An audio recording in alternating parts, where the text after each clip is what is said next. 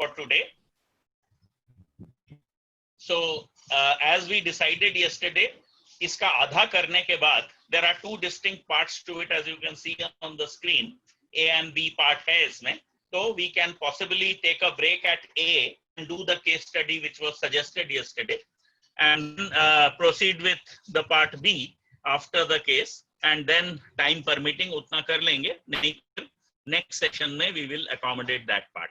But please note, what we are going to do today and the day after are extremely crucial parts of OD and change management, right? Kurt Lewin is one of the father figures of OD and change management. So iska model बहुत ही simple and बहुत ही important है, one of the original models of OD. And PDCA cycle, when we come to that, I'll explain. That is also a very handy tool which we can use not only in OD but many things, as we will understand when we come to that, right? तो पहला part जो है models of change management हमने पहले कर लिया है, but I have tried to summarize it here for your purpose. हम उस पे time ज़्यादा नहीं लगाएंगे. So approaches, model इसके basis पे बनती हैं. And let me once and for all repeatedly remind you, and I would like to repeat this as many times as possible. In the realm of social sciences, nothing is a concrete fixed kind of thing. That you should never forget. In human behavior, there is no 0, there is no 100. Any physics book you pick up, you will always find Newton's laws of motion, 3 laws of motion. But if you pick up a book on management, you will find 10 different definitions of management.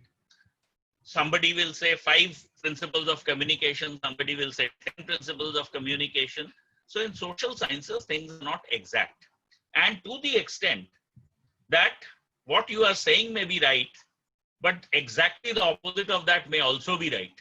That is the kind of complexity we face when we are in the realm of social sciences like psychology, sociology, anthropology, and all of that.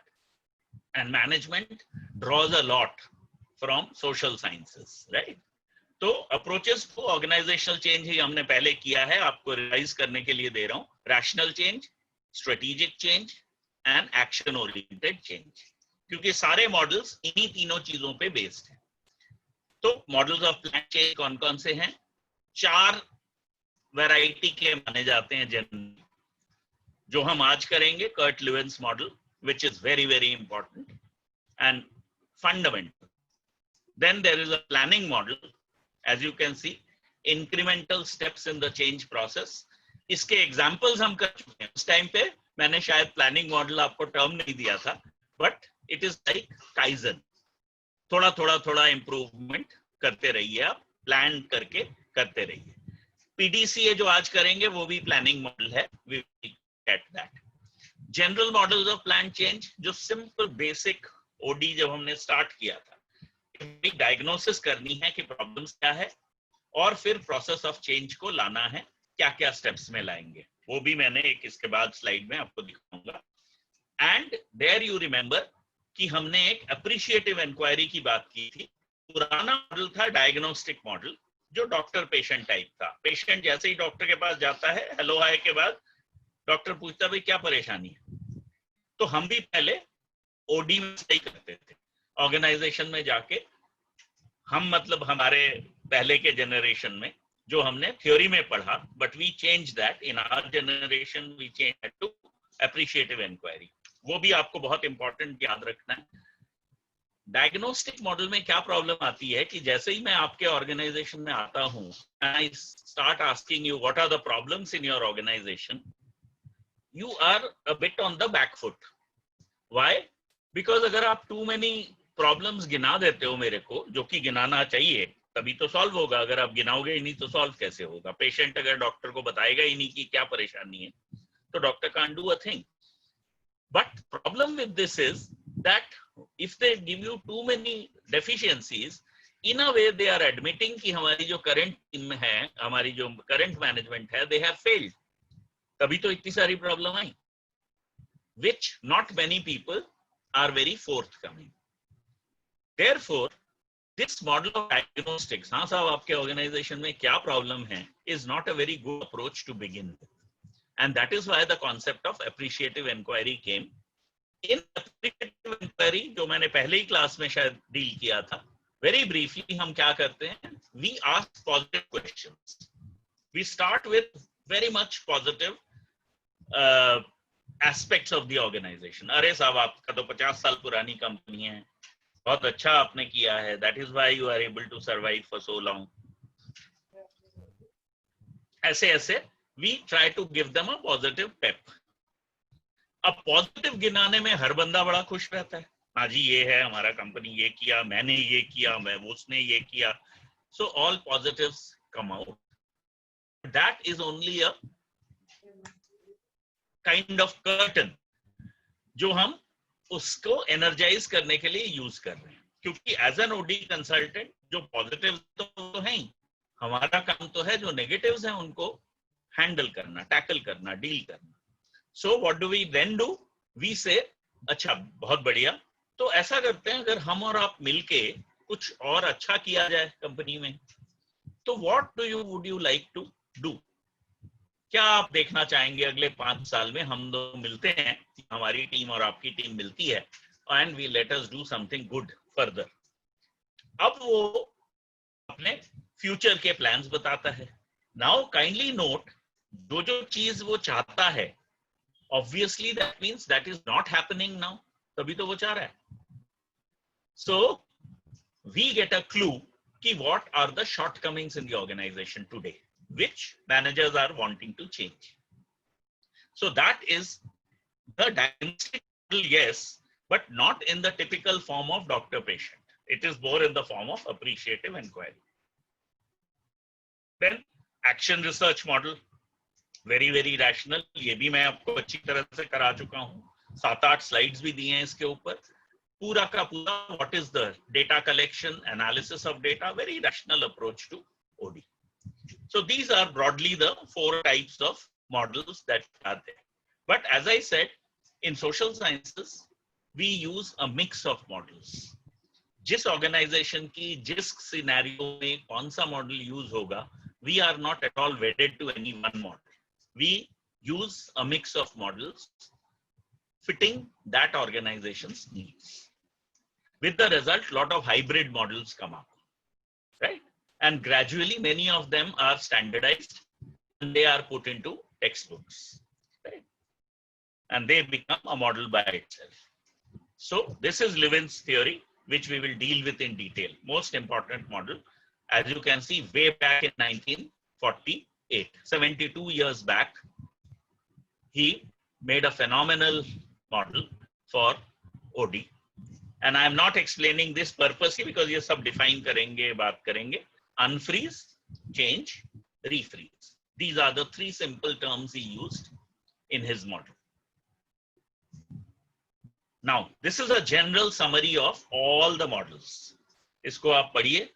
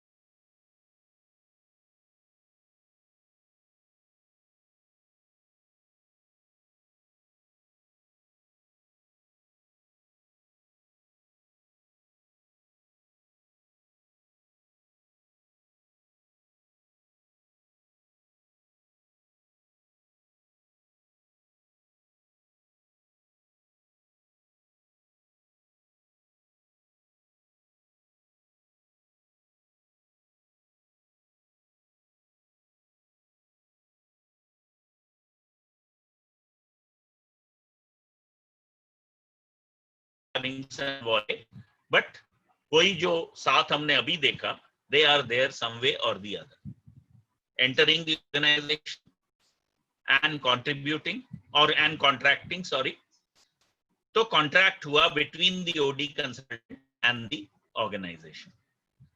उसके बाद diagnosing, आप कोई भी तरीका use करें, appreciative inquiry करें, और further diagnosis के लिए हम काफी सारे tools कर चुके हैं. उन टूल्स में हम लोगों ने फीडबैक के कई तरीके देखे हैं। क्वेश्चनर है, इंटरव्यू है, फोकस ग्रुप्स मार्केटिंग वाले बहुत यूज करते हैं। So any kind of tool can be used to collect data, and then comes the planning and implementing the change, and the final step everywhere has to be the evaluation। and जो कुछ हमने achieve कर लिया, वो जो unfreezing, changing and रीफ्रीजिंग वाला model था, तो रीफ्रीज करना बहुत जरूरी है। उसका बेसिक फंडा ये है कि अगर मैं ओवरवेट हूं और मैंने एक जिम ज्वाइन किया या वॉक किया या फूड हैबिट्स चेंज किए और मैंने वेट रिड्यूस कर लिया, बट अनलेस आई फ्रीज, मेरा 80 किलो वेट था, अब मैं 60 किलो पे आ गया हूं, पर 60 पे मुझे फ्रीज करना है, तो भी तो मुझे कुछ करना पड़ेगा ना। That is the institutionalising the change part of it. Okay, action research model मैं करा चुका हूं, so I am not going to give you the details. These are just summary of those models. Comparison आप खुद करेंगे different models में क्या क्या मिलता है। ये थोड़ा सा criticism कह सकते हैं, but critique word is not criticism. Critique is for both positive as well as negative. Now let's come to Levin. Levin के दो major contributions हम समझेंगे, and this is the absolutely the crucial part of it. First concept is the force field analysis. अगर ये आप clearly अपने mind में बिठा लेते हैं, तो बहुत सारे जो initiatives, not only OD initiatives, even small initiatives, for example जब आप देखते हैं कि एक कंपनी में एक बहुत अच्छा पॉलिसी इंप्लीमेंट किया गया, but you find that policy failed, क्या वजह हो सकती है? This model explains even that, right? So it is a very, very important model to understand lots of things. So इसमें क्या है, पहले मैं briefly words में समझा देता हूँ। Force field analysis का basic जो, और it's a very logical thing, क्या होता है कि, और ये यंगस्टर्स, आप लोग तो ज्यादातर बहुत एक्सपीरियंस्ड हैं, तो when I say you will be able to relate to it. बहुत सारे यंगस्टर्स बहुत आइडियलिस्टिक होते हैं, बड़ी अच्छी बात है, तो उनके दिमाग में ये रहता है मैंने इतना अच्छा आइडिया दिया पर लोगों ने माना ही नहीं। Now why? So first thing we have to realise is कि जब भी हम कोई आइडिया देते हैं, अगर वो बहुत अच्छा आइडिया है भी, even then, being a human process, there would always be people who will resist that idea, right? There will of course be supporters of the idea, there will be resistors of that idea. Now as you gain experience, you understand informally also the force field analysis, कि एक idea मैं अगर बहुत अच्छा देता हूं, अगर इस आइडिया के मेरे सपोर्टर्स ज्यादा हैं और डिट्रैक्टर्स या जो हम मेरे एंटी वाले हैं वो कम हैं, तो ये आइडिया चलेगी। अगर डिट्रैक्टर्स ज्यादा हैं और सपोर्टर्स कम हैं, तो ये आइडिया नहीं चलेगी, वो इम्प्लीमेंट नहीं होने देंगे। It is exactly like the government and opposition in a democracy. Very few opposition parties, particularly in our country, play a constructive role कि हाँ ये इंडिया के लिए अच्छा है इसलिए हम सपोर्ट करेंगे। They will say गवर्नमेंट के हमें अपोज करना है। And I am reminded of a joke which is about Lalu ji in those days.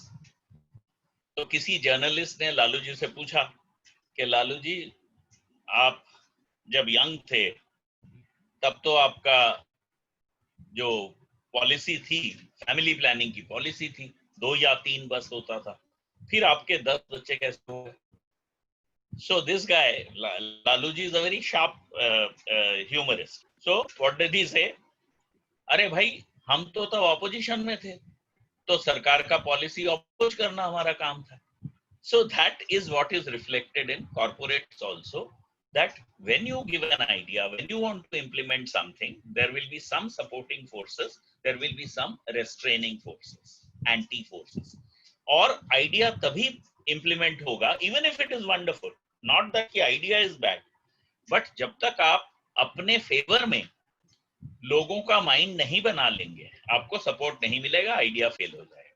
This is exactly what is force field analysis. हमारे जो फील्ड ऑफ वर्क में क्या क्या फोर्सेस वर्क कर रही हैं. तो look at a very scientific explanation of this. इसको स्टेप बाय स्टेप पढ़िए, because this is a very very crucial idea. So concept क्या है, please read.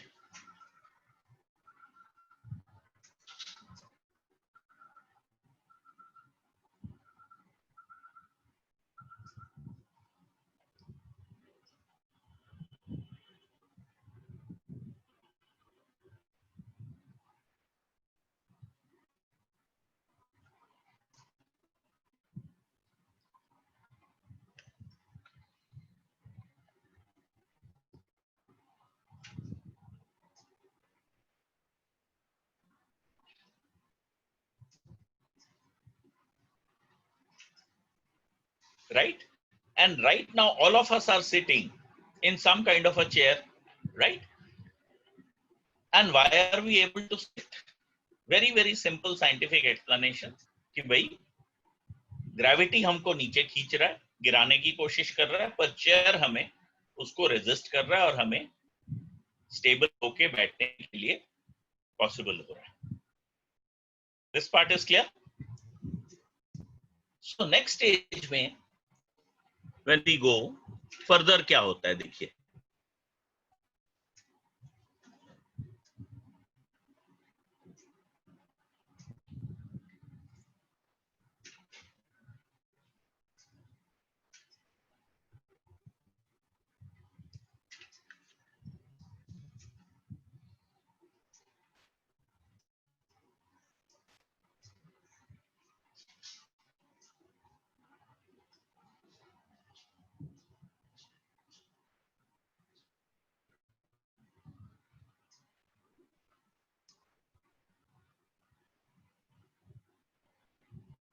Okay, so what are we trying to do कि ये जो equilibrium बना हुआ है, उस इक्विलिब्रियम को कैसे हम डिस्टर्ब कर सकते हैं, राइट?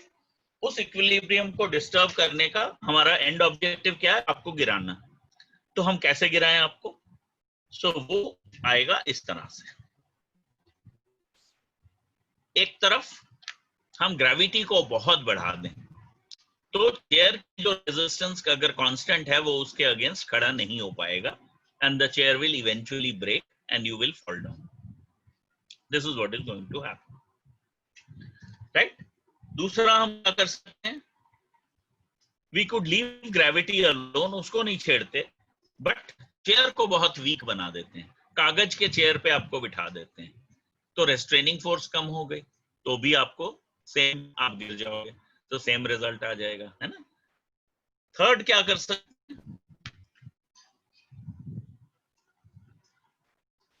इस आइडिया को हम दो तरह के फोर्सेस का इक्विलिब्रियम है या नहीं है, उस एनालिसिस को हम फोर्स फील्ड एनालिसिस कहते हैं.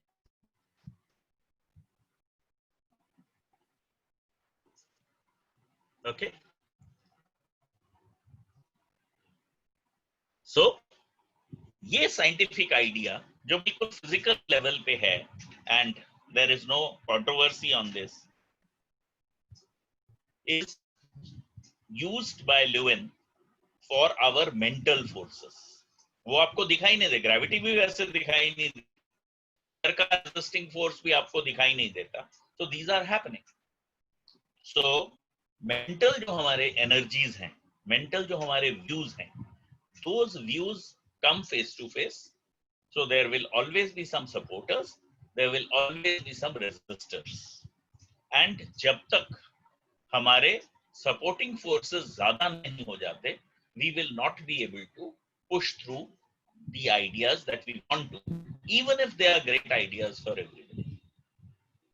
Right? That is the essence of force field. So any idea, not only in OD, management में अगर आप चाहते हैं कि आपका आइडिया सक्सेसफुली इंप्लीमेंट हो, you have to do a force field analysis. You can't do otherwise. Otherwise you are, अगर आपने बिना एनालिसिस के फील्ड में घुस गए तो आप जरूर फेल होंगे. बैट्समैन फील्ड में उतर के अगर वो देखे ही ना कि फील्डर्स कहाँ हैं, क्या नहीं है, बॉलर कौन है, तो फिर वो आउट होगा आपका. That is force field analysis as the concept. तो अब इसको कैसे इंप्लीमेंट करें? जो 3 शुरू में मैंने बोला था, लिविन ने 3 स्टेप्स दिए हैं for implementing any change process. पहली बात, ये जो 3 बीच में हैं, ब्राउन एंड ब्लू में, वो 3 स्टेप्स हैं जो कर्ट लिविन ने दिया. तो ये स्टेप्स क्या है? पहली बात, क्योंकि आप एक ओडी एंड चेंज मैनेजमेंट में जा क्यों रहे हो? Why are you even going into this? You are going into it because you want to change the status quo. Status quo is whatever is there right now. उसको आप change करना चाहते हो, इसीलिए तो ओडी चेंज कर रहे हो. तो जब आप OD and change management decide करते हो, तो कहीं ना कहीं आप अपने स्टेटस को, you want to change the status quo. That is why you are getting into it in the first place. Yes, I can see Shamal there. So,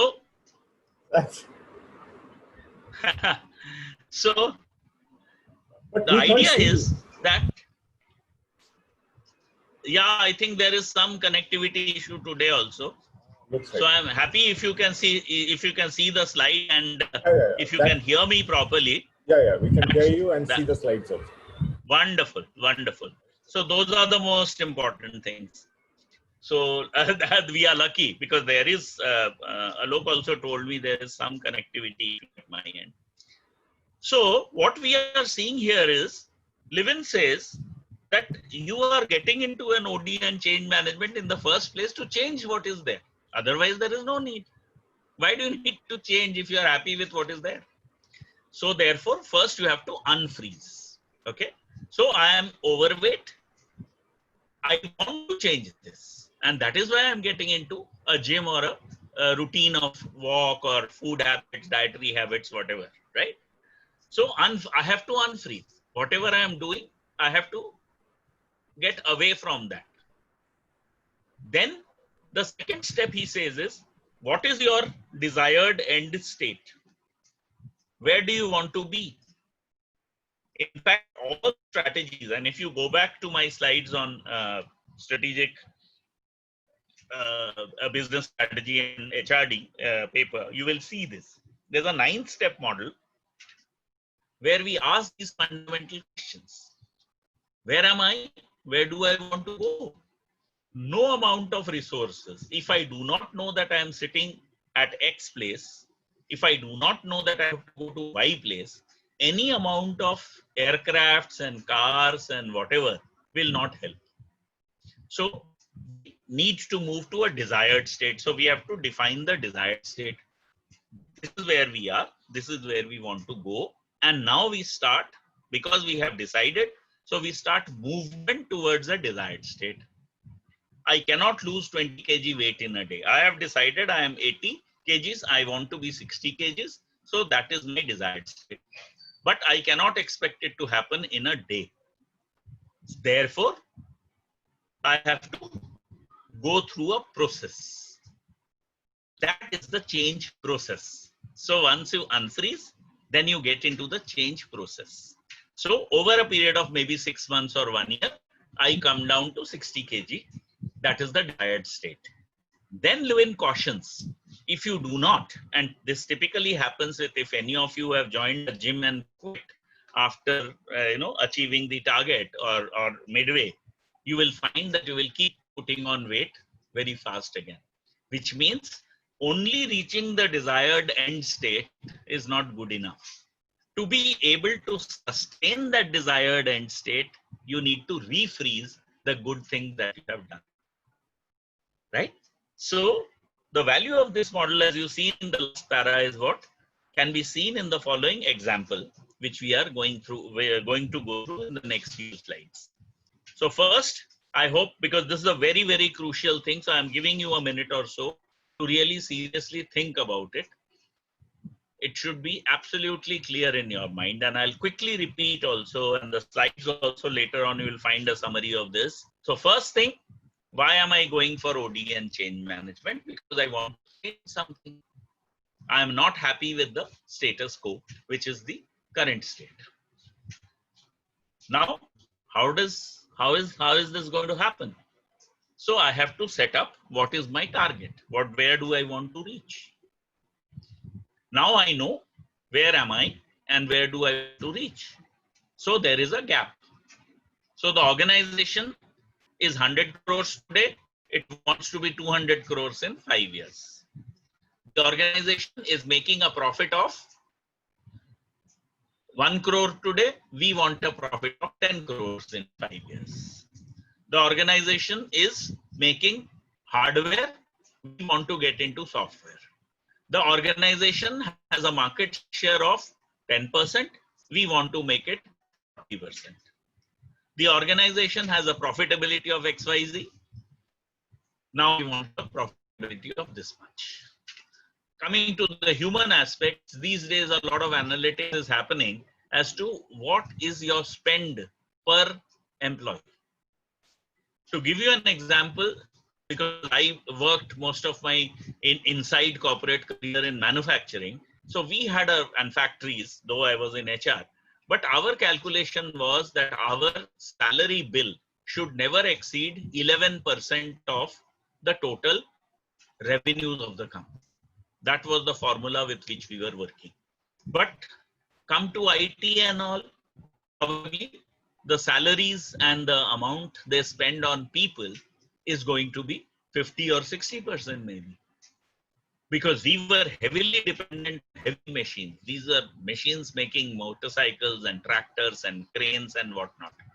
So there, the investment in machinery was very, very high. So we couldn't afford more than 11%, and our job in HR was to try and keep it restricted through all the union negotiations, all the compensation increases to around 9.5–10%, so that even in an emergency situation, we still have a 1% margin. And as the revenues increase, yes, we will also increase the salaries or whatever, right? So let us look at a clear example of how this can be implemented. This is about an oil company. So what are the facts of this case? This company has 3 separate divisional offices within California. Most of you might be knowing that on the West Coast is California. So on the West Coast, in the state of California, they have offices in 3 different cities: Seattle, San Francisco, and Los Angeles. Right? Now they decide that they want to change the divisional office. They should have only 1 divisional office or a regional office, which will be located in San Francisco. In fact, these are such famous cities, particularly Seattle is of course known for aeronautics and launch center, but San Francisco and Los Angeles are so famous that people think that is the capital of California, but it is not. The capital of California is Sacramento. So we need to look at these merging of, not merging with different companies as we have done earlier. This is a merging of 3 different offices into 1. So they decide, the top management thinks there is no purpose for having 3 divisional offices. We will have only 1 office, and that is San Francisco. Now, see the issues that are coming up. The reorganization means what? Transferring more than 150 employees from these other 2 locations, Seattle and LA, eliminating some duplicate managerial positions, which we saw in mergers and acquisitions also. There is a regional manager for A company, there's a regional manager for B company. But in the new conglomerate, you will have only one regional manager position. So eliminating some duplicate managerial positions and instituting a new hierarchy of command. These were virtually independent offices, right? That is the issue. Now, what will happen? When you are taking a decision of this kind, it is very, very difficult to keep it a secret. Somebody somewhere, will leak it out. So rumors happen because this is not an official channel which has announced that we are going to do this. But rumors also have their negative implications. Exactly what is happening, nobody knows, but this might be happening. Shayad ye ho raha hai, shayad wo ho raha hai. And in every setup, there would be a lot of people who enjoy gossip, who will keep on adding mirch, masala, etc. into this. So therefore, you have to be cautious. So the rumor of this occurrence preceded the formal announcement by 7 months. The decision itself was made unilaterally.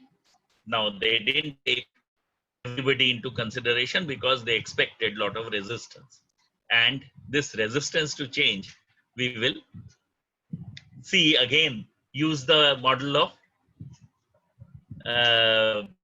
field. There is always going to be resistance. Last time we dealt with resistance to change. So some of it will be logical, as we will see as we go along with this case. It came from the executive offices in New York, the decision to change, that is, which is the East Coast. So the people affected had no say whatever in the choice. These three office people of the same company had no say. And anything that is forced upon anybody is generally not liked. So there is obviously going to be resistance. Then what happens? For those who were in Seattle or LA, obviously may have disliked the decision because of the consequences. They have to relocate to San Francisco, right? So the problems inherent, obvious problems, transferring to another city, pulling the children out of school, making new friends, having new co-workers, undergoing the reassignment of responsibilities, all of this was clearly there. Some of it would be logical resistance to change, as we understood last time.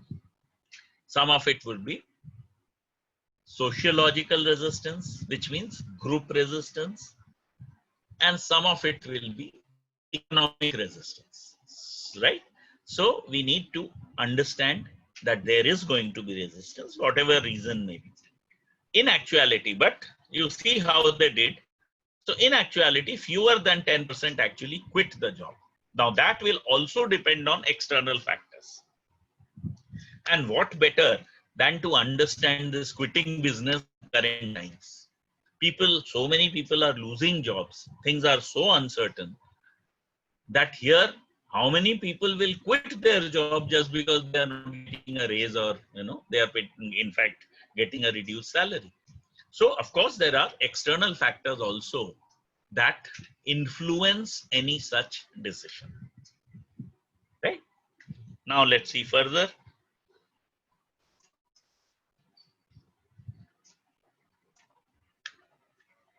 So the status quo that was there with three different officers, that was going on. So that is the status quo, which was the equilibrium position. Again, if you go back to my previous slides on previous days, you will find a concept of the purpose of management is to bring back the company into an equilibrium as soon as possible by managing the different forces, right? So to move out from this equilibrium, to overcome the pressures of both individual resistance and group conformity, unfreezing is necessary. Whatever, they are having a very comfortable, adjusted environment, working nicely in their own offices, but that is going to change. And the reasons for resistance I've already shown you in the previous slide. So you have to do, obviously, unfreezing. How do you achieve that unfreezing? So first thing you can do is, the driving forces which direct behavior away from the status quo can be increased, right? So you have decided to do something. As I told you, there would be some positive forces, those are the driving forces, and there would be resisting forces, constraining forces, right? So you have to determine what could be the driving forces, and you can increase those to tackle the resistance. Okay, for example, if I am resisting that, I have my kid in a wonderful school here and he or she is in the primary, so then possibly, and we did it in both at DCM and Escorts, we had a tie-up with the best of schools in Delhi to accommodate children of people whom we were taking at senior positions, and there were seats reserved for us. We had to pay extra for that, because otherwise we'll not get that talent, right? Similarly, if a child is studying in the higher classes, there is a possibility that you would like to continue his or her education in the same place. You don't want to disturb the child.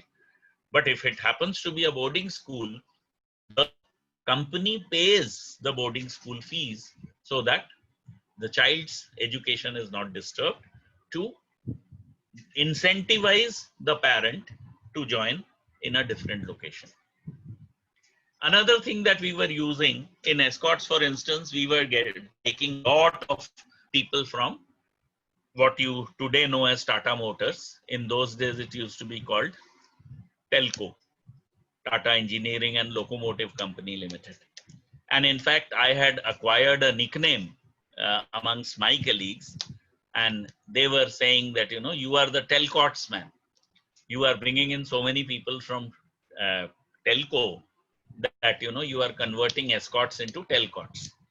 So that was the joke going around on lunch tables with me and all. So what were we doing? Supposing a bright, brilliant engineer we are bringing in at the general manager level from Tata's. So he would say, you see, my wife is a doctor working in the hospital in Tata's. So why should I disrupt my family? We would say, no problem. Please, we will offer her a job in either our Escorts Hospital, which was in Faridabad itself, or in Delhi. The what you today know as Fortis Escorts actually was initiated by Escorts. And I did, after the top 2 doctors, I did all the recruitment for them down the line. So we are, what are we doing? We are reducing the restraining forces. Based on this also you will find in the previous slide, where I mentioned that how do you reduce resistance to change? So we are increasing the driving forces. We are motivating him that not only we will absorb you, we will get your wife a suitable, or it could be the other way around. The husband is a doctor with the Tata Hospital and the wife is working as a general manager in the manufacturing, or a company secretary, for instance. Sorry. Or a lawyer, for instance. We would accommodate both. Those are the kind of driving forces I'm talking about, right? Now, so that is one way of doing it.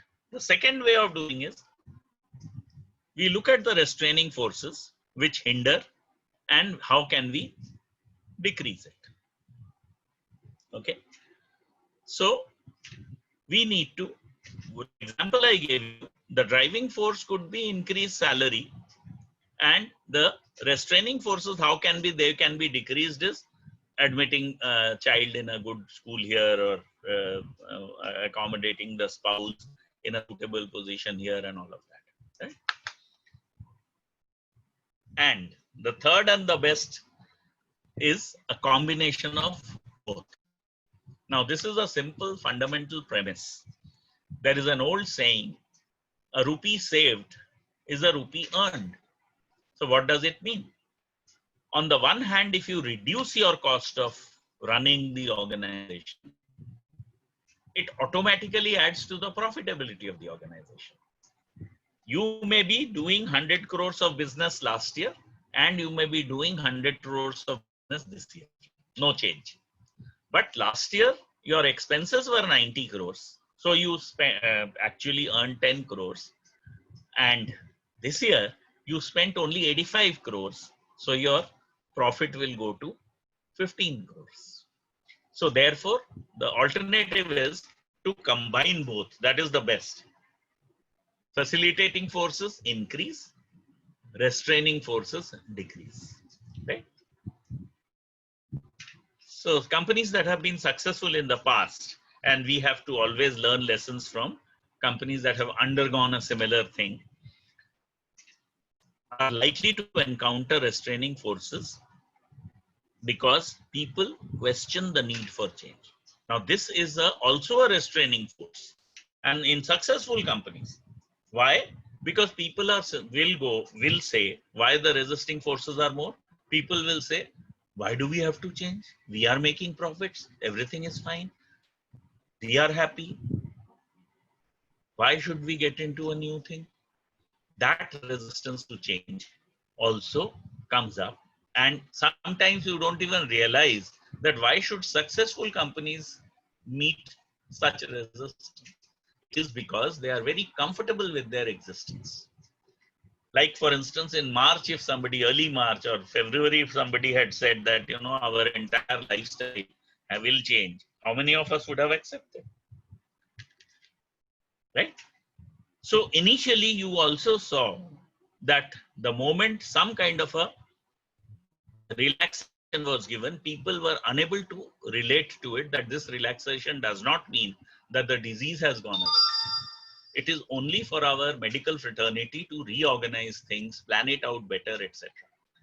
And the moment relaxations have gone, you see every day things are going from bad to worse in most places. So we cannot let our guard down. And on this again, last time I mentioned a book by Marshall Goldsmith, what brought you here won't take you there. And this initially probably Einstein had said, if I recall correctly, that if you keep on doing the same thing in the same way, but expect different results, that's not going to happen. So the need for change has to be emphasized. So also research shows that companies with strong cultures, long history, excel at incremental changes. Thoda change kariye, so they will accept it, but are overcome by restraining forces against radical change. I mentioned two concepts, one from the Eastern world, Japan taking the lead in Kaizen, which is a incremental process. So established companies with clear policies, clear perspectives, success, they are good at Kaizen. But the Western concept to oppose Kaizen or different from Kaizen is BPR concept, which is business process re-engineering. While Kaizen looks at 2%, 3%, 5% improvement, BPR will say 50% improve, 100% improve. It's a radical process. In fact, at Escorts, we use BPR to bring about lots of changes. Now, please don't relate with today's Escorts is a complete, a different state. Most of its divisions have been sold off and everything. We were a 22,000 people company and a huge setup. And I was responsible for HRD policies of 22,000 people.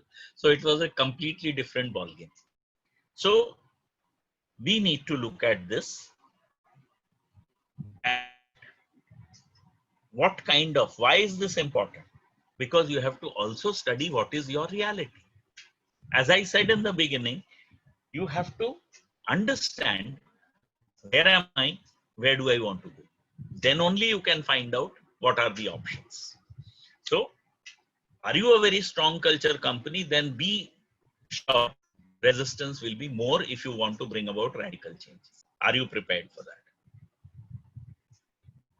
So now what did the oil company do? Obviously, they were expecting resistance. So second sentence, to deal with the resistance, management could use positive incentives to encourage employees to accept the change. For instance, increases in pay can be offered to those who accept the transfer. Very liberal moving expenses can be paid by the company for the shift. Management might offer low-cost mortgage funds. As you know, in the US, most of the properties are 30, 40, 50-year mortgages, you know.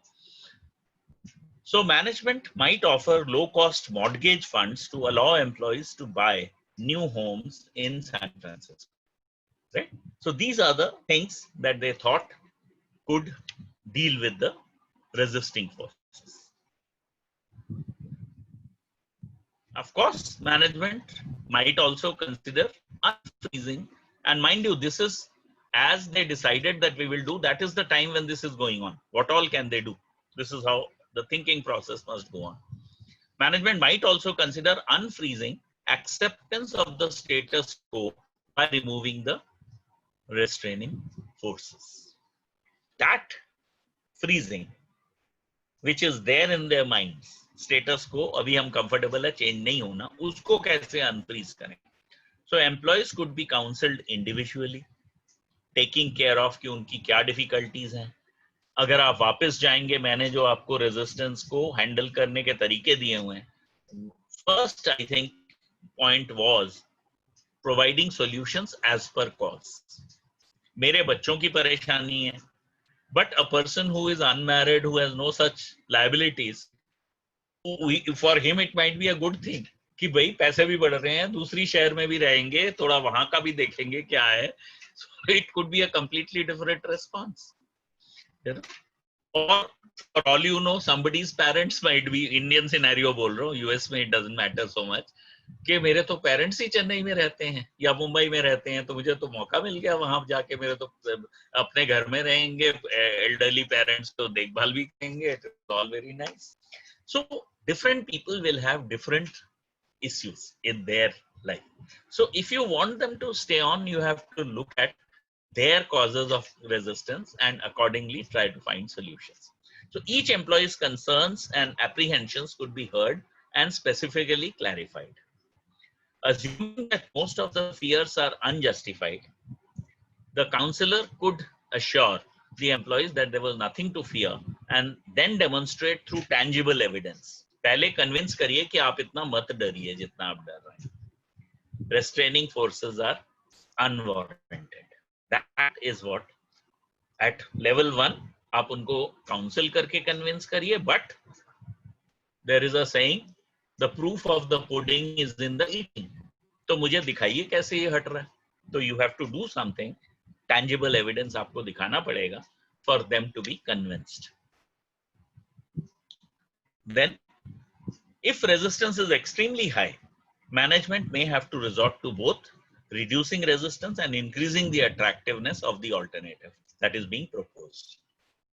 क्या फायदा होगा आपको San Francisco में जाने से, और सारे के सारे आपके जो प्रॉब्लम्स हैं वो हम कैसे टेक केयर करेंगे, आप जो नुकसान है उसको कैसे भरपाई करेंगे. Research on organizational change has shown that to be effective, change has to happen quickly. बहुत ज्यादा टाइम आप देंगे तो मोस्टली प्रॉब्लम्स आती है, राइट? आप देख ही रहे हैं कोविड ने हमारे बिहेवियर को कैसे चेंज किया एकदम से. Emergency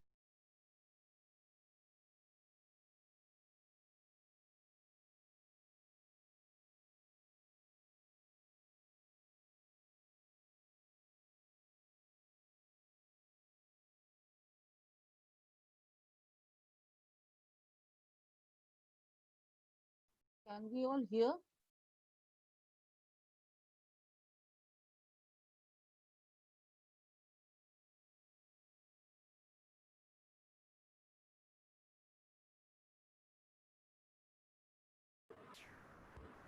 Sumit, we can't hear you.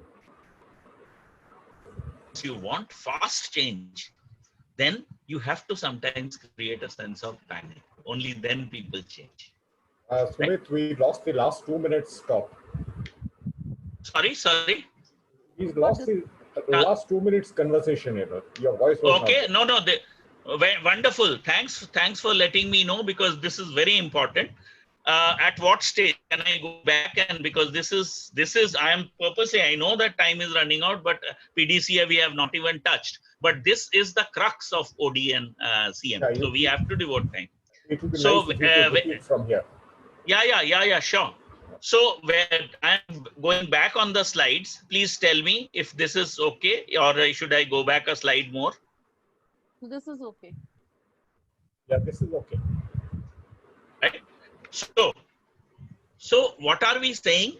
That when we apply OD and change process, and we get a beautiful understanding from Lewin, which we have understood through a physics example also of, you know, the chair and this. So essentially what are we saying? That there will be some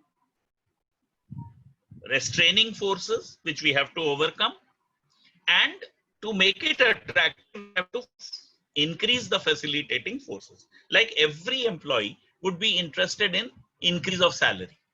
So one part is to make them happy. Move to San Francisco, your salary will go up 20%, right? So in the previous slide, what we were understanding is, previous to this, is what we can do on the positive side. Providing schooling of similar quality in the new place. Accommodating the spouse, as I was giving you the escorts and telco example and all of that. So those are the positive things that you do. But there would be certain changes, certain resistances, which are very individualistic in nature. As I said, try to understand the mindset of a family man with 2 kids going to school, spouse working. That is one. Against a youngster who is a free bird.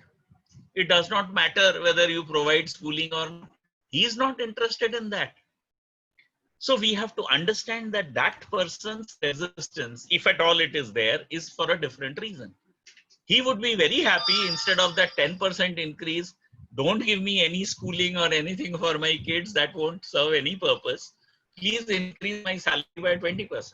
He may come up with that demand. So there has to be an understanding of, to the extent possible, that individual employees need.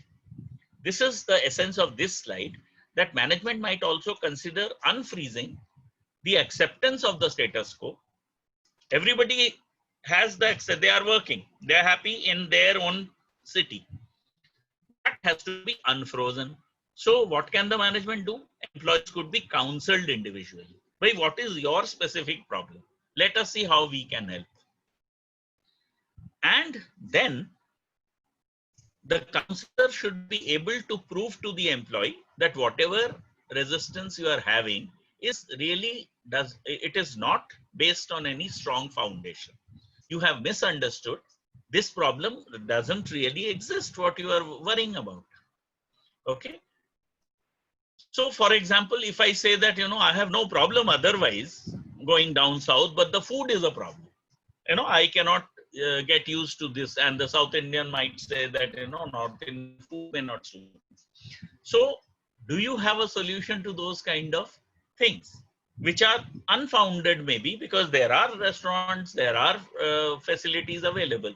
Now you go to US or Canada or Europe, everywhere Indian food is available, all kinds of things are available, but there may be a resistance on such things, which you have to, which is an individual issue, and you have to remove those fears. So assuming that most of the fears are unjustified, counselor will be able to convince them to overcome. But just at the discussion level, if this happens, but in the ground reality scenario, it is not there, then there is a problem.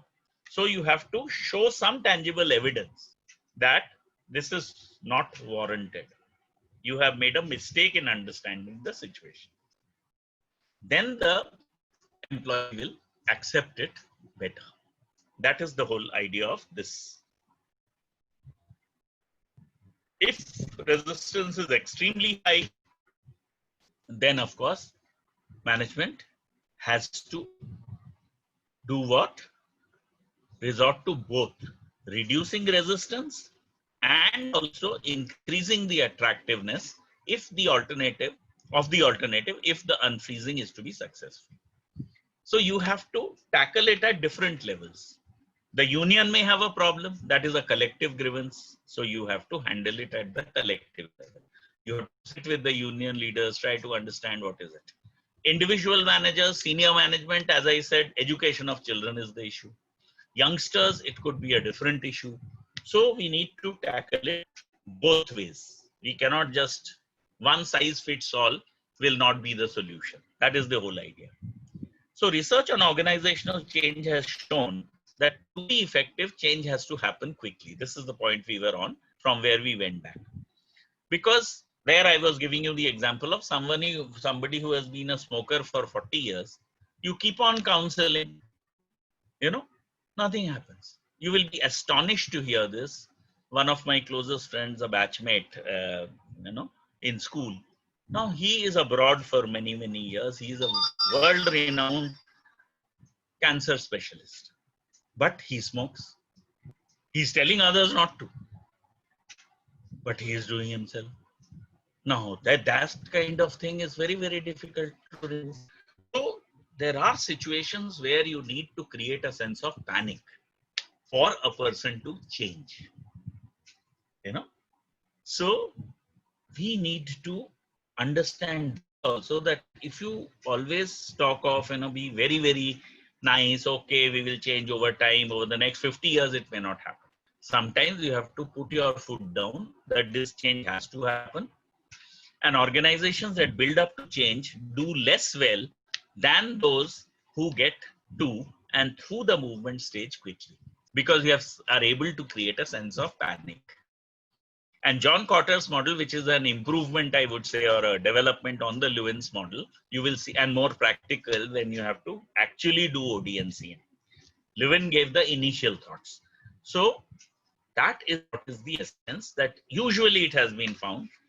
Going in one shot for a change works better. Yes, initially the ripples will be high, but it dies down much easier and people settle down into it much faster rather than a very slow process of change. I do remember we discussed that today we must do the case, but I can't live in between. Tomorrow next class we'll positively take it up if we don't find time in the end. So once the consolidation change has been implemented, we come to the third stage. If it has to be successful, you can't have the office combined in San Francisco, but people are still cribbing. Then productivity will not be what you want to have. So the new situation needs to be refrozen so that it can be sustained over time. Go back to that example of 80 kg to 60 kg. But if I give up and I do not freeze at 60, for which I will have to do certain things, it applies for any other thing also. Jaundice, typhoid, anything. You will find even after recovery, the doctor will strongly tell you not to eat this, not to do that, not to the fried mat khao, ye mat khao, mat khao, baar mat khao. So there would be restrictions to maintain your health at the level that you have achieved.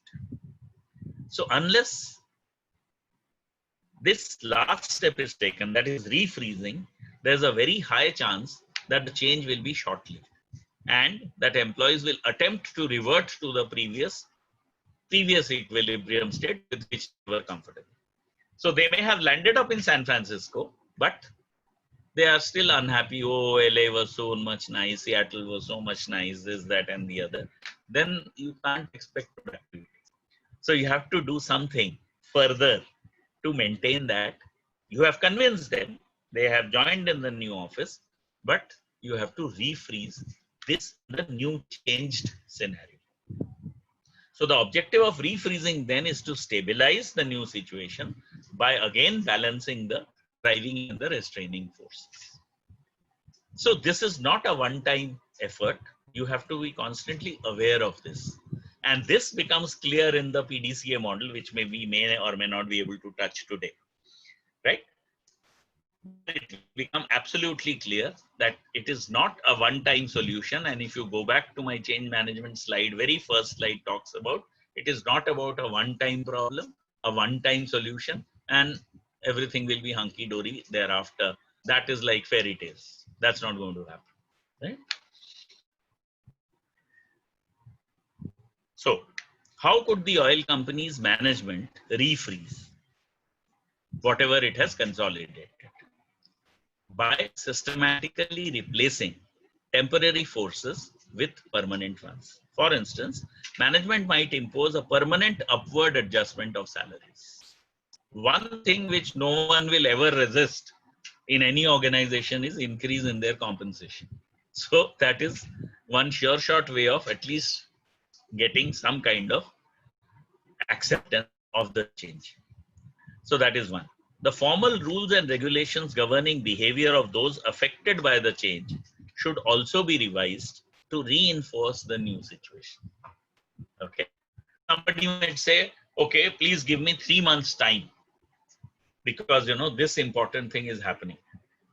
And thereafter only I can change. So if he or she is a valuable asset, maybe you have to give in to such things. So the formal rule may say within 1 month you have to join. But under exceptional circumstances, if you want to read, then you may go out of the way to reinforce the new situation. And then you are building into the employee's mindset that this company cares. Sorry. Now, unfortunately, there are some prophets of doom who constantly keep on telling that HR is dead, HR will be dead, and all that nonsense. They have no clue what HR is all about and what HR can do. Because these are not, facts and figures. These are deep mental thoughts which cannot be converted to money value. How much have you helped a person and how much grateful or ungrateful? There are people who feel ungrateful also after you do a good thing. No, these are very difficult to measure. But somebody who has a deep understanding of human behavior can only understand the relevance of these things. Unfortunately, many HR people have been also very shallow and therefore they cannot convince the top management about it. And another problem is, of course, top managements also think that anybody can handle HR. So anybody who is a useless person in some other function is put into HR. So over time, of course, the work group's own norms will evolve to sustain the new equilibrium. Again, to give time for people to settle down into the San Francisco situation. But until that point, management will have to rely on more formal mechanisms. You can't be too lenient. There has to be really a genuine reason why they are not able to adapt to the new equilibrium. And yes, reasonable time must be given. All that is fine. But too much of relaxation is also not a very good thing. Leaving completely to their own choices, over liberal managements have made good profitable companies absolutely, and on the point they brought them on the point of closure. So, quick summary: unfreezing, old ideas and practices need to be cast aside. Changing, new ideas and practices are learned. Refreezing, what has been learned is integrated into the actual practice. So unless you are able to convert all your thoughts into successful practice, all your policies into successful practice, they remain just that, policies. Implementation is what is going to give you the results. I always say to my clients, a brilliant idea not implemented well will never give you any results. A not such a great idea, but a good idea, but implemented very well, will give you a much better result. That is what we need to remember, right? So refreezing is very important. Otherwise, you will go back to your old ways. So it doesn't serve any purpose. Now, I don't think we have time to do PDCA cycle. If you all are okay, let's go to the case study. And luckily, next time, there is only one concept, which is John Kotter. So we will take up PDCA and John Kotter together in the next one. So are you okay with that?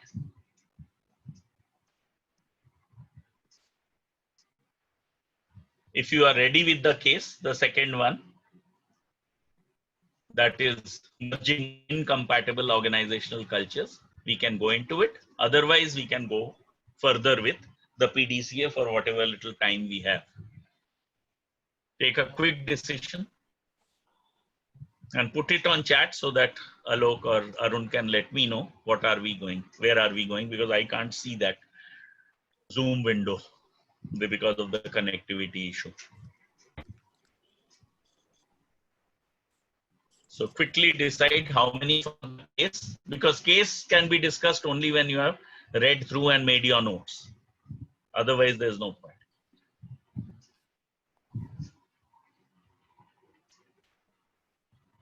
Hi, Andrula this side. Yeah. Yeah, please go ahead. I have actually the case in front of me, and I have already read this. So I was excellent. I think we should go. I must keep my commitment, because yesterday also it could not be done. I remember my commitment. Let's go ahead with it, because if someone doesn't read it, I can't help. So we can't keep postponing for the people. This is a time management issue also, which I start with. That for meetings, if we keep on waiting for people who have not come on time, we are only giving the signal that यहाँ कोई time से शुरू तो होता नहीं है, तो अगली बार वो भी लेट आएंगे और जो टाइम से आए थे वो भी और लेट आएंगे. So therefore, let's go ahead with the case, please. Yeah, so I hope all my friends have also read the case study who are attending this session. So, we have three questions here. Right. Of this case study, and it basically tells about how two big organization are merging into one organization. Two healthcare companies, renowned companies, they are merging into one healthcare group, and likewise, there are a lot of changes coming in respect to change in culture, in respect to employee satisfaction, in respect to the structure, in respect to the decision making, and etc., etc., etc. So the first question says that describe how analysis of human resources issues could have been beneficial prior to the APRIA merger. So I have jotted down a couple of points, but I'm pretty much sure that there are so many other points also, we can add on into this answer, because my part of the story is little crisp here. It's like, first, what I feel is like there has to be a sensitization of culture merger. So people, people needs to first, they need to understand that two organizations are, merging up, and both of them, has to come into a collaborative mode. So likewise, like marriage. So such kind of things happen, like two family, they're uniting each other. So it's like, where till the time we are not coming into the consensus, or we're not coming into the, empathetic, feeling and perceptions, that cannot happen. So it's always like digging on, the one end will be digging on the faults and lacunas of the other end, and that's why everything will go on likewise. Second is communication. Communication is the major player here. Communication in respect to, it can be formal, and it has to come from the leadership team, first of all. The leadership, the decision makers needs to decide how this communication will be flown and through which channels. It can also incorporate the informal channels also. Likewise, the sensitization and likewise, it will happen. Sensitization and communication both go hand in hand. So collaboration through policies and processes. These are the basically how analysis of human resource issues. So I have not seen these issues, they're the absence of this such things. So I have highlighted those. Absolutely. Yeah, and then through policies and processes, because I have not seen, when a merger happens, because in my previous organization also, I used to work with Eco Rent a Car, and it got merged up with Europcar. And when it got merged up, we used to get so much of hustle bustle and rumors about Europcar coming up, and all our jobs are insecure, and their policies are different from us, and they are not going to, their structure is different, and such kind of things. So that point of time, how it worked out, the leaders, all the functional heads were in a constant meeting and discussions with the CEOs and MDs, and they channelized how these things will be thrown out to the hierarchy, or to the lower Right. level, vertical level. So that ways, I have not seen any kind of a discussion or any kind of a collaborative decision in this particular case. So policies and processes needs to come up. Some lucrative things has to come. Otherwise, we are human being, and we always see that there has to be, there has to be a lucrative, a reward, or something has to be there. Otherwise, there will be no motivation to work with. And True. fourth point is centralized pattern of thought, that is required. And fifth is identification of key talent and retention strategies, which they have not done, and that's why there is a huge layoff also, which has happened, and people layoff or attrition, I believe, which Right. has happened in the later stages. And employee engagement strategies. So these days, what I see is HR retention. If the most important factor which plays HR retention success is employee engagement. So there are Right. so many new ideas, new thoughts, new strategies are coming up, so which can easily build up HR, the people attracting inside the organization. And Right.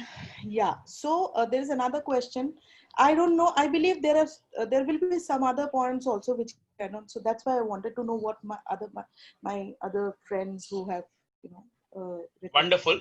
That will make it more systematic. On A, describe how analysis of human resource issues could have been beneficial prior to the APRIA merger. If any others have any ideas, I have only one thing to add, so I'll do it in the end before we move to B. But if anybody else has any point, please. You have done a wonderful job, so I might lose the opportunity to teach the next batch. You're doing so well. Oh no. No, sir. Nothing. You've done a wonderful analysis. So this Yeah. is all See, for the experience, others, sir. Nothing else. that of course matters a lot. But then the fact that you have put your energies to focus on this and brought out your experience, that itself is laudable. Yeah. So the others, please. Anybody, any point on A only as of now?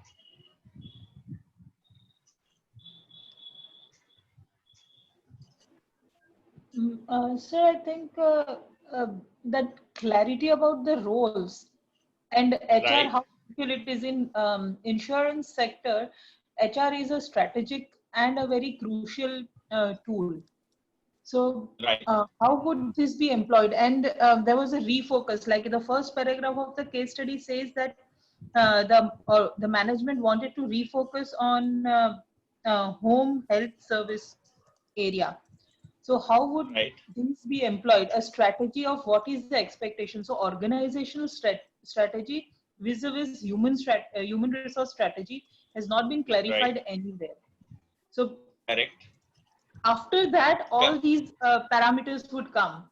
But if that is not in place, this would absolutely go haywire. Even if you are communicating, you wouldn't know what to communicate. So that is what something I found. I could Wonderful. add. Wonderful. So that is a learning actually from business strategy and HRD. If you go back to those slides, you will find the kind of linkages, whether strategic decisions lead to HR decisions, whether there's an integrative linkage, etc. When they work together, what kind of synergies are there?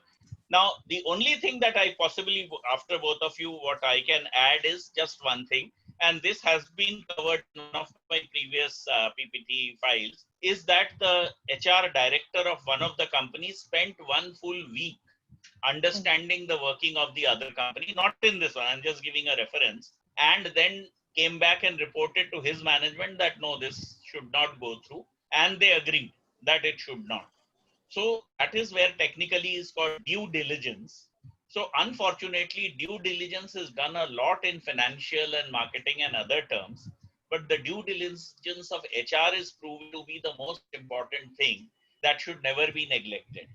So if the two HR heads of these two companies had sat down together and worked out, and particularly you find very clearly written that one of the companies had a very decentralized approach and one of the companies had a very centralized approach. Now this would be a very, very major issue.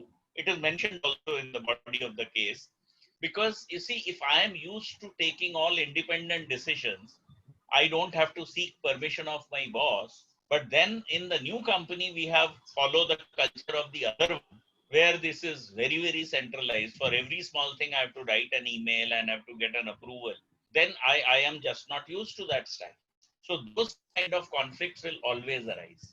I had also given you an Indian example of Timex watches, who first tied up with Jayco watches, which was a fairly big company and quite prominent in the north. That failed. Then they went to Tata, tied up with Titan. Even that failed. So now they're on their own.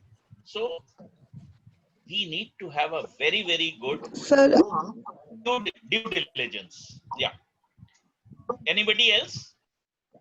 sir, I think as you correctly said, I think even Air India, Indian Airlines merger, I Right. have seen it closely because my father was with Indian Airlines. So when both the companies merged, Sorry, your voice got cut in between Air India, Indian Airlines merger. Then you said something which I couldn't hear. So I personally saw it because my dad was working with Indian. Oh, wonderful. So, Okay. So Yeah. I think, yeah. So sir, I think, can everyone hear me? I can. Hello. Hello. Yes, Ms. Megha, please continue. Yes. We Yeah. can So hear you. sir, We can hear you, I Megha. think even if the companies and the companies, other company like Air India name remained, Indian Airlines, the name totally was gone. And as Right. in this case, it was said that, you know, one organization's employee, the other organization, when they merged, they used to call each other stupid and foolish. So I think that Right. kind of a culture also began in Indian Airlines. So these kind of things come from the cultural side, where the due diligence is not done, and you know, due diligence is not done, and both the culture of both the organization are not taken into consideration. Just the profits are taken into consideration, and we think that two organizations will come together and they will start working together. That is where the Right. thing. Sir, but if the cultures are clashing, would it be incorrect then? Would it be, can we consider it incompatible? I think one person has to speak and the others have to mute it. Only then it will work.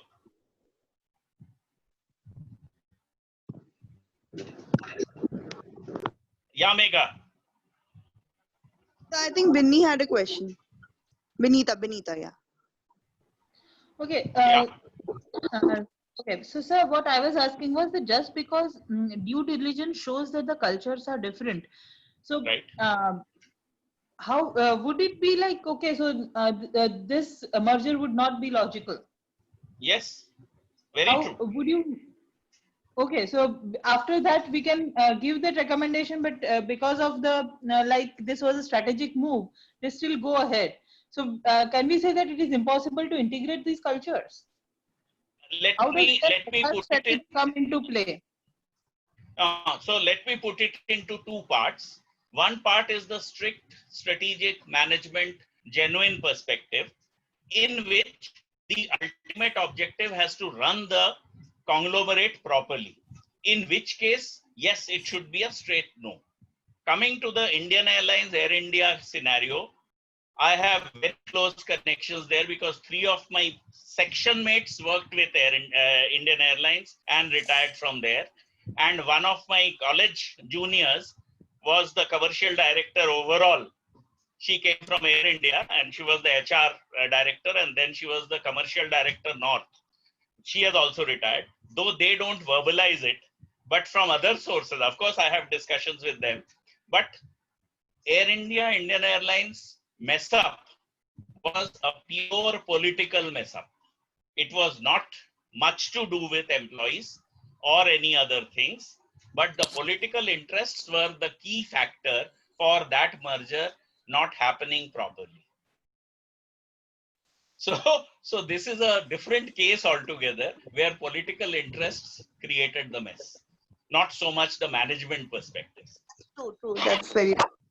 Yeah. So I'm just So- giving an example that since the name was there was a bit of conflict because of that also.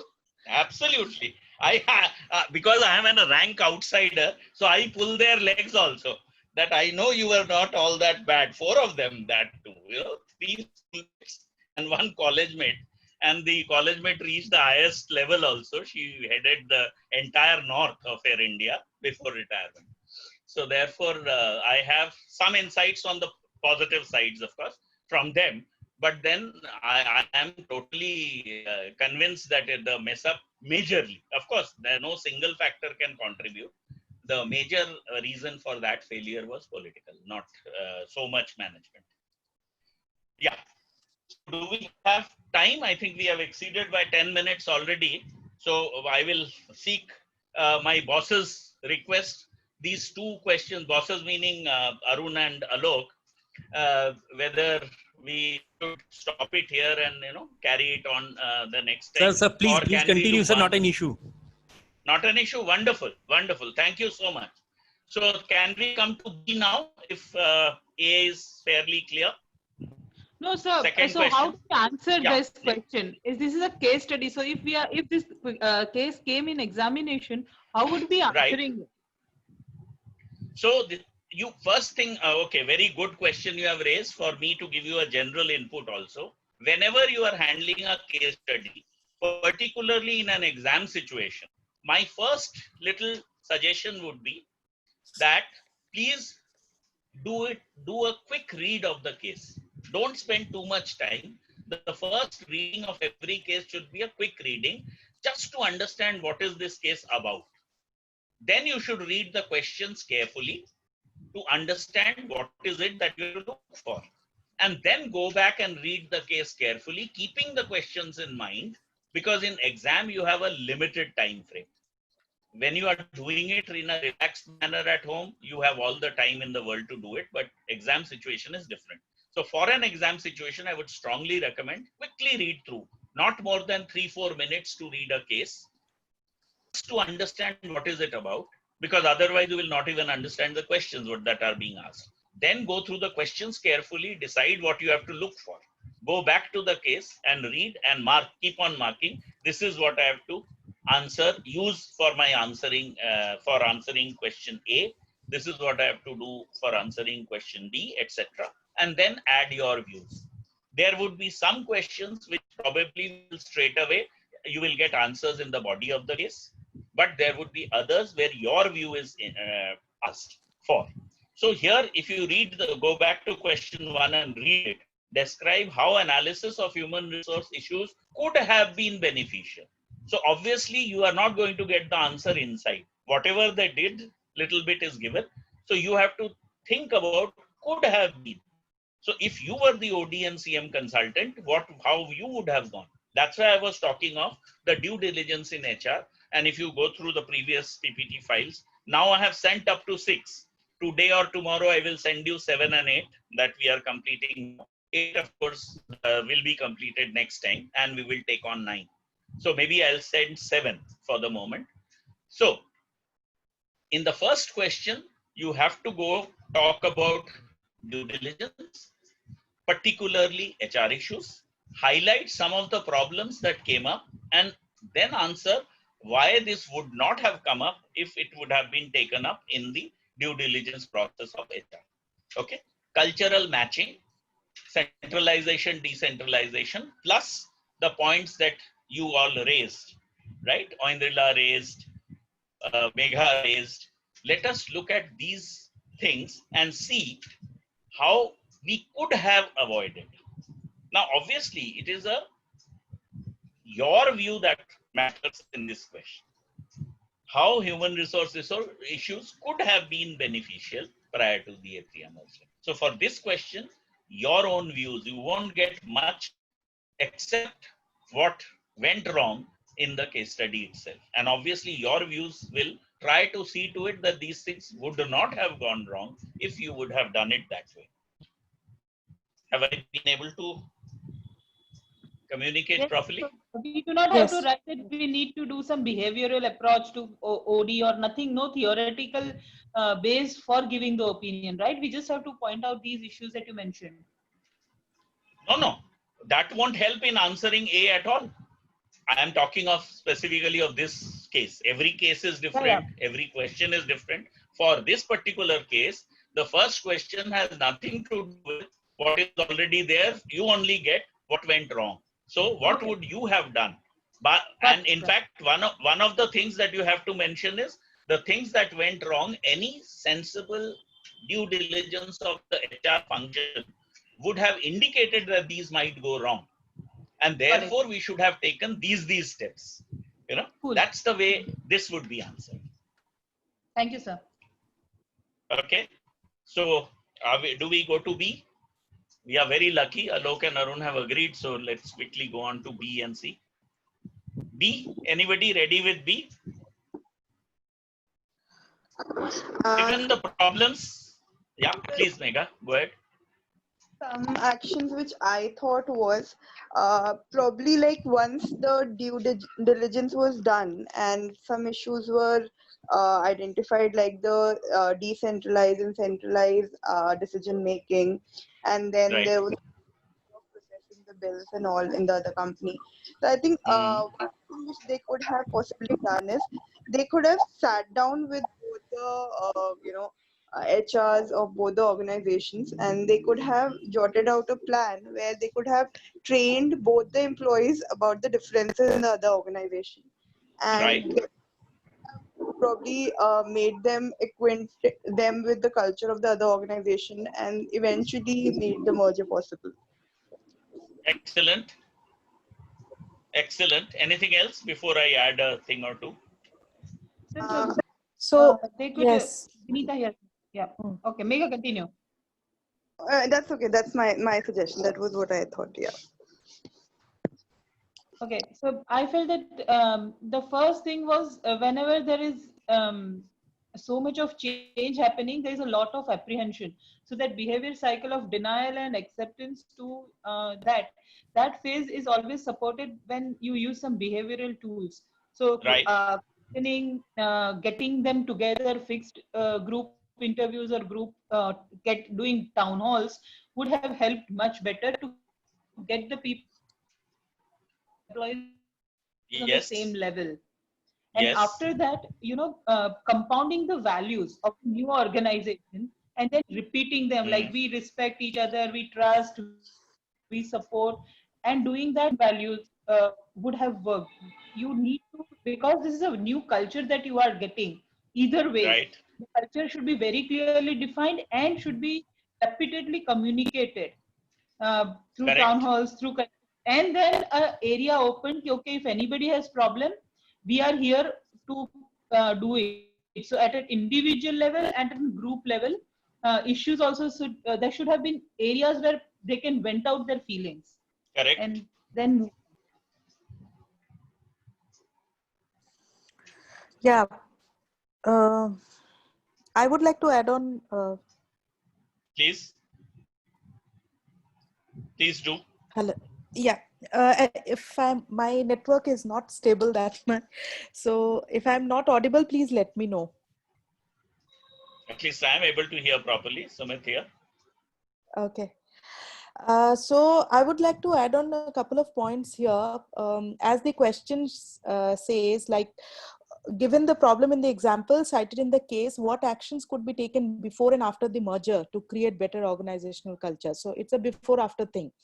So before merger, as my friend said, that that point of time there has to be a lot of town hall arranged, and the communication and sensitization there needs to be stronger in that case.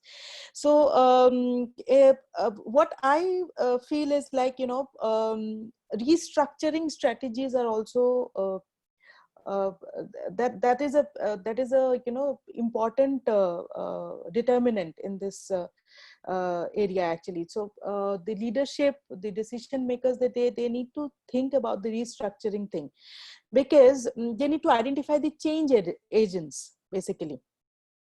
They need to design like who all people will who are in collaborative am I audible? To me, yes. Yeah. So, a couple of change agents, and there Yes, there you has are to fully be, audible. yeah, thank you. So, creating more open houses, sharing information on the benefits and policies and process of both the organization, restructuring strategies.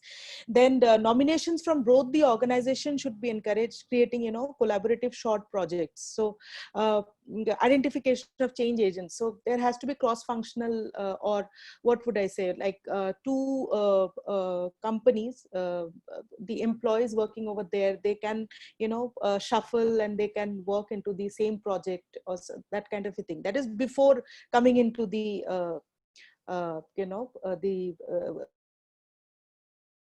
task.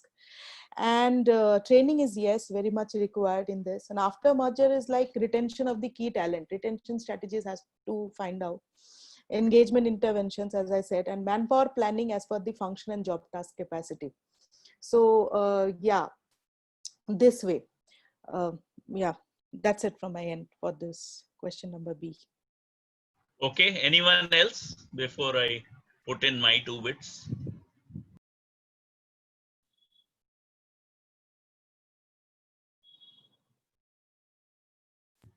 No? Okay, let me come in then. What I would have done is, and what we typically do is that we will create one team in A organization, one team in B organization. There, that would be the HOD's team. And 2 fundamental questions I would ask. One fundamental question is, what are the things that they anticipate might work? What are the things they anticipate might not work? Okay. So that is one thing which they have to have their internal meetings, the HOD group of company A and company B, and then they work this out. And then that is given to us. We look at it, and then if there is any need for further issues to be raised, that this is not clear, that is not clear, whatever, we do that and give it back to them for further polishing, right? If we have, so not doubt about what they are saying. About saying this for better clarity, we have meetings with them to understand why they have written something, or and so that stage we also bring in why not this, why not that. So if you have out on some point, that could be out. Then we have a revisioning, remissioning kind of workshop with the HODs of this company, HODs of that company. So that is all part of the due diligence process. Right. So they are mentally prepared already that, okay, these are kind of things that might crop up. This is how we are going to handle it. If you really want a smooth merger, then they have to be brought on to the same page. Everyone must get an opportunity to make a presentation. Again, there could be some small groups in that revisioning, remissioning kind of workshop, where probably we will meet not only cross-functional teams like we did in both the companies. Now we will have a cross-functional team, and HR of A sits with the operations and finance of B. So those are the kind of things to True. build in Yeah. a good synergy between the team. So all the possible things would out as to what could be the reasons for problems to arise. And then we would sit down and work out beforehand as, and if you find that, you know, there are so many cultural differences that the roadies only can't agree, then how on earth are we expecting the employees lower down to be able to adjust to that? So that is why I was saying a little while back that people have no clue as to what HR can do or should do, and they are all, you know, firing arrows in the dark and, you know, demarketing HR all the time. So that is the approach which would work in these kind of situations. Sorry. In fact, if you look in some of the slides where we with the early concept of OD, in team building, I have given those steps, but that was essentially for different departments come together. You know, we can even create a coordination committee after this workshop of the two most senior most people from both the setups, and they could, you know, finalize as to what should be done before the merger is formally done, etc., etc. And of course, as we discuss, more and more options emerge, and then we have to first, my theory always is, don't worry when you are doing brainstorming, don't worry whether it will work or not work.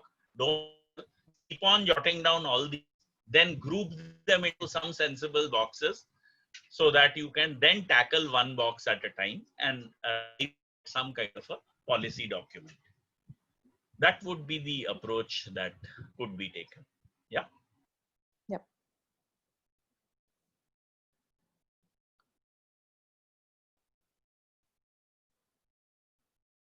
Okay. So we have third question. That's what I'm talking about. C. Hello. Yeah, I am able to hear. Yeah. Yes. So can we start with the third question? Please do. Yeah. Yes. Says, taking a clean sheet approach, briefly describe the sequential steps you would have taken before the merger happened if you were in a position to have the final say on whether to merge or not. So in here, you know, there has to be a step-by-step process flow of successful to merge. It's like, first of all, review of organizational background, which is very much needed, both of the organization. And then second would be designing an organizational structure to support collaborative and partnership working. Third would be, you know, identification of the change agents and what all key culture change activities are, like intervention focused mainly on the organizational structure, embedding the new values, because both the organization's vision, mission, they might be different. So there has to be collaboration of understanding either ways. And you know, demonstrating leadership commitment for the culture change. Yes. The culture change activities. So impact analysis is very much needed, whether it would be a cost saving part or visible signs of change are coming or not. What would be the results of pulse survey? So such kind of you know, interventions can be done, 360-degree surveys and all. Fifth one would be embedding values to support the organization's strategy and structure. And sixth would be influencing the organization's culture through external partners. So at the end of the day, you know, incorporating the outsider or the expert, OD expert is much required here. Otherwise, you know, at both the ends, it would be like people working in, if they are working inside the organization and they are working, there can be chances of more bias and confluence of both the thing. So yeah, that is what it's my perspective. Yeah. Great, great, wonderful. In fact, what we have discussed in A and B, many of the things will come into C actually. Yes, exactly. Correct. Anybody What- else? Yeah. So can I add something to what has been discussed? Like you said, what has been discussed, this is Benita here, sir. Can I go ahead? Please, please. Yeah. So the difference, um, uh,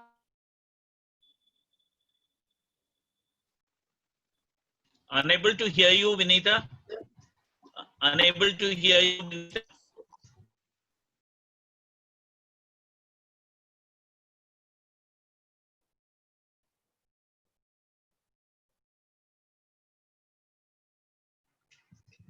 Are you speaking, Benita? I am not able to hear.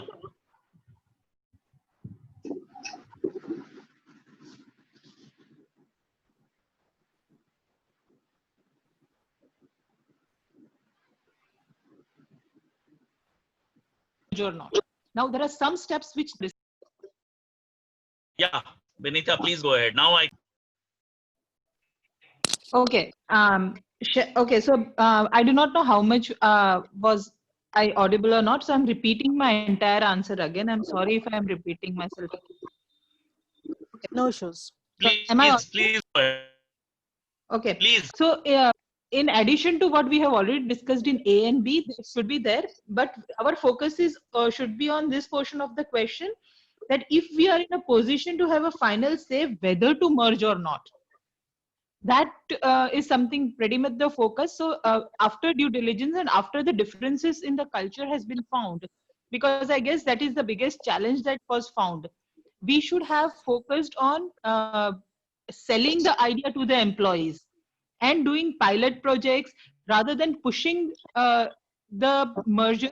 There should have been joint exercises done, pilot exercises done, selling the idea, checking out that portion. So that should be step by step planned. Ki, okay, this portion with the sales, with HR, all the various HR functions, almost all the functions should have done pilot projects.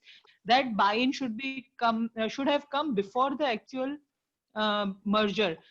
And also Excellent, selling the excellent idea. point. Yes, excellent point. Please go ahead. So after there is this acceptance of the idea, side by side there will also be resistance. So there that this topic that you discussed today, the three-step approach should be applied, and we'll be able to identify who are for it and who are resisting it. And the reasons of resistance should have been done before going for the formal application of the merger. And then we could have sorted it out slowly before the merger done. And if we are not successful, then the merger should not go ahead. So, all these pilots and all these attempts, again selling, town hall and all that would be happening simultaneously. But because I feel that the human resource is very crucial in this exercise, they should have actually been sold to the idea. At least if some critical area, okay, these many people are not with us, then we cannot go ahead. That dividing point should have been decided and then discussed. And if that is not done, that should be the plan, I guess. I guess that's all from my side. Yeah. Absolutely. Wonderful. Wonderful analysis. Great.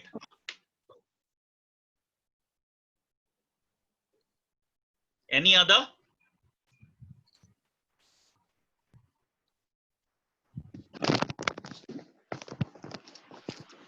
Sir, I think it should be like brainstorm, then plan, and then act, and then reflect. All the four steps had to be done. Like reflection should have been done post the merger as well. For the next 2 years, probably how the culture is merging and how people are doing in terms of gelling well together and working together. Perfect. Absolutely right. In fact, that's what will be covered beautifully in the EDCS concept that we will do next time. Wonderful. Good, this thing. You have put the ideas into a framework, which always works better. Perfect. Great ideas. Now you have put it into a framework also.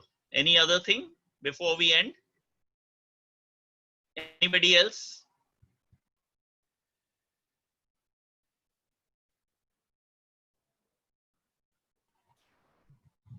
Exceeded the time by almost more than half an hour. So I'm very, very grateful to Arun and Alok, and of course all the participants. Of your interest, my energy also gets added on. Thank you so very much. So it's Unless, of always- course, yeah. any. And No, thanks actually, for case studies extending the are time more- also. Yeah.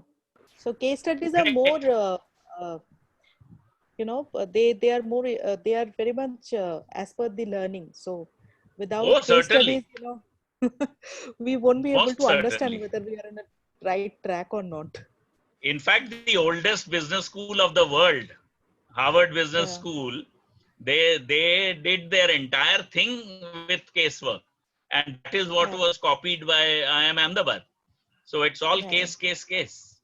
I just to end, let me take 30 seconds more to give you an interesting this thing. There was a time when somebody, and this was 10-15 years back, somebody put in this thing about IIM Ahmedabad, that what do? They do some 1,000 cases in 2 years, and they think that they are the bosses. So there was a response which came from IIM Ahmedabad, which said yes, but the other B schools do 5 cases in 2 years, and therefore when they are faced with a sixth situation, they are unable to handle it. But because we do 3,000 cases in 2 years, therefore any commission that comes in front of an IMA alumnus can be handled. So that was the kind Yeah. of retort going on. So cases, certainly. I wish it was we had more time for our classes, and it would be lovely to discuss case. The thing is, you have to be prepared with your theory on your own, which not Yeah. many students do, unfortunately. Even in full-timers, I can understand your pressures and problems, but even full-time MBA students who have nothing else to do or do not come prepared with the concepts, even if you have given the material in advance, so that becomes an issue. Right. Wonderful interacting, and we have 2 classes left. Of course, the last one is revision. So next time we will finish the theory part, the PDCA which is left from today, and John Cotter's 8-step model. That will complete the conceptual framework. Right? Yeah. Okay. Thank you, sir. All the very best. Thank you. Good night Yeah. to all of you. Bye. Thank you. Bye. Bye. Thank Okay, you, sir. hosts. Thank you, hosts. Thank you, sir. Thank you. Thanks a lot. Arun, look, sorry, Bye. आपको बहुत time ले